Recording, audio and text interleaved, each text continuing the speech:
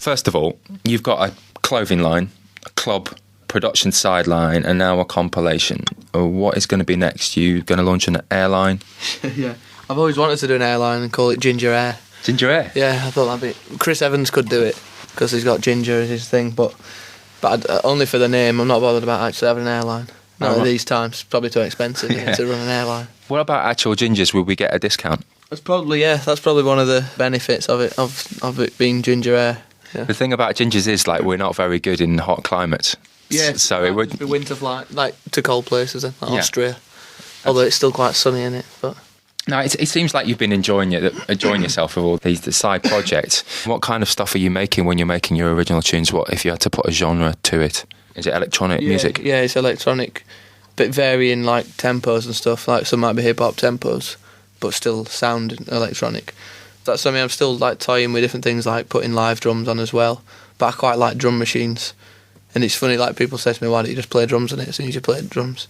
But it's not all about that. I mean, it's nice to have the feel of real drums because you can't recreate it. But like the sound of electronic drums that you can't necessarily get from a drum kit. It's kind of like my remixes are, but without the vocal on. Because a lot of the time when I do remix, I just get rid of everything except for the vocal and maybe a little bit, so people still recognise something. You must have been pretty proud of what you did manage to achieve with the drums in Favourite Worst Nightmare, because you really, that's one of the most striking things about the whole album is the prominence of the drums and what you're doing with them. Yeah, no, definitely. But it keeps adding pressure to the next thing. Like next time we record and stuff, it'll be like, is it better than that or is it as good as that?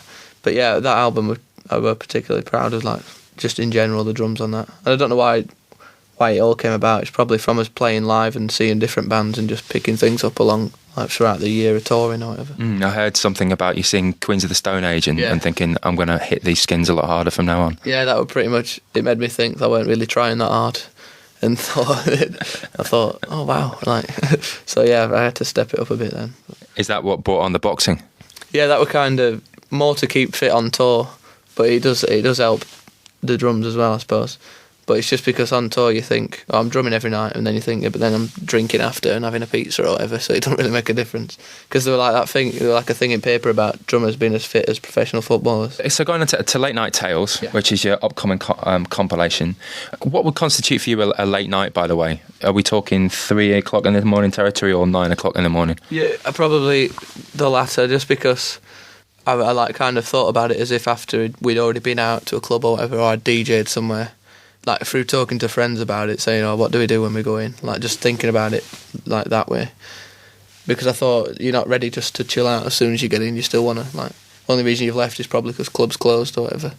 So that's the way I thought about that. But I think the common thing I went for is like either like the drum beat or like a good riff, just more like a groove element to them all. I think, which is something I look for in tunes, no matter what really, but. I've read anecdotally that you used to listen to a lot of hip hop. Yeah. Is that where you got your love for the groove from? Yeah, I think it must have been. That's the kind of music I did listen to at school. Even though like I always had Oasis there as well, that just went ongoing. So the hip hop thing was just on the sideline, and because I DJ'd a bit then as well when I was like 15, I played like garage and hip hop and dance music and stuff. Right. It made sense to play that kind of stuff, because when you thought DJ, you thought club and dance, whatever. You never really saw then like people playing indie as a DJ.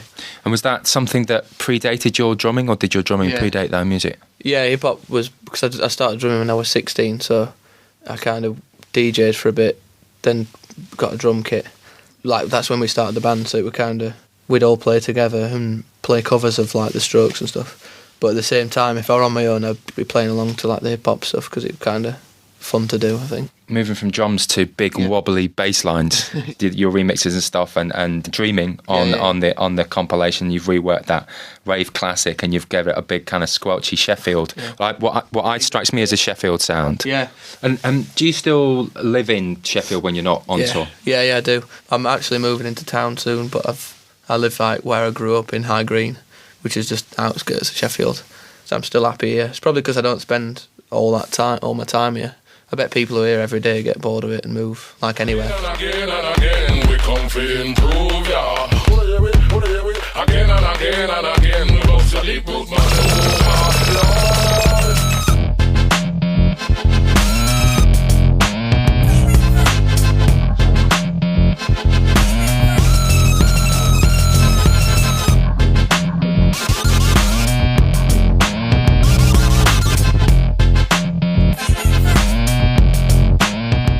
with regards to Sheffield, it seems like we were talking about the Roots Maneuver remix you did that I really like a lot, and he's now based up here. Yeah. There's obviously, we've talked about the bassline sound, and it seems like there's something going on. It's quite exciting at the moment. It's good, In general, like music, 'cause at first people were just talking about bands, like Sheffield bands are coming out and stuff, but I don't think it is just about that, because there's like amazing DJs and like little club nights that not many people know about, with like these, and artists and stuff, like graffiti artists, and it's like, it just seems like a very creative place at the moment. And I don't know if it is just at the moment, or whether I've just realised it now, just because I've like met loads more people and I've been introduced to these different things that have probably been going on since before I was born, but you just don't realise.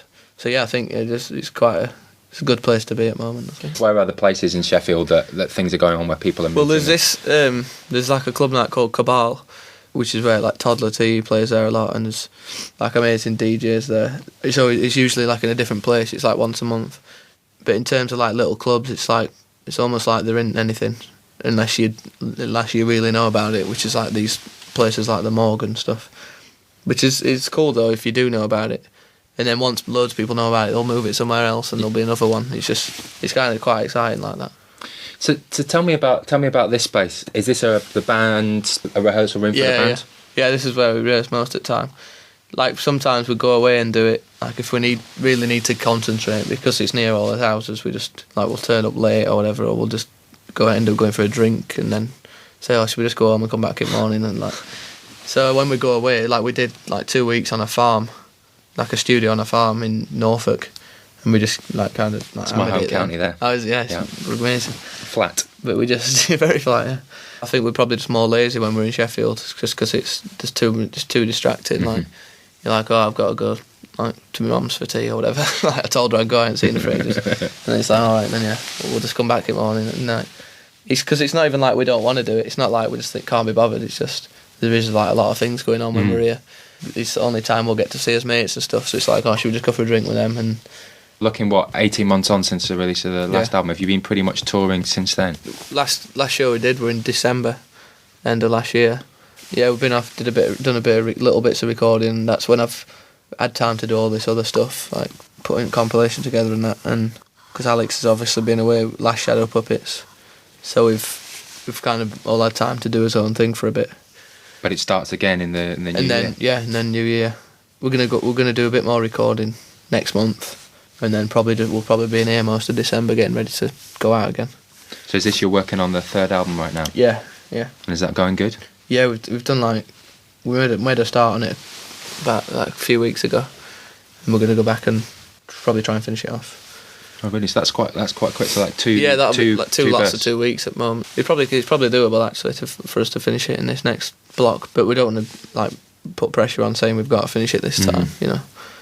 Yeah, plenty of ideas still, which also help with projects that we do on his own, because things like that Alex will have picked up while he's been doing Shadow Puppets, and I've been while doing remixes, can sometimes come to Arctic Monkeys, not like in a big way, but there'll be certain things that'll definitely be influenced, if it's just drum beats or anything like that. But and how do you do that? Is that something you work out in the process of jamming something, or do you sit down at a meeting room and say, oh no, yeah, it's more just getting in practice room, and there'll be some ideas first, because we've never been like a band who just jams and then goes, oh yeah, that's good, play that again.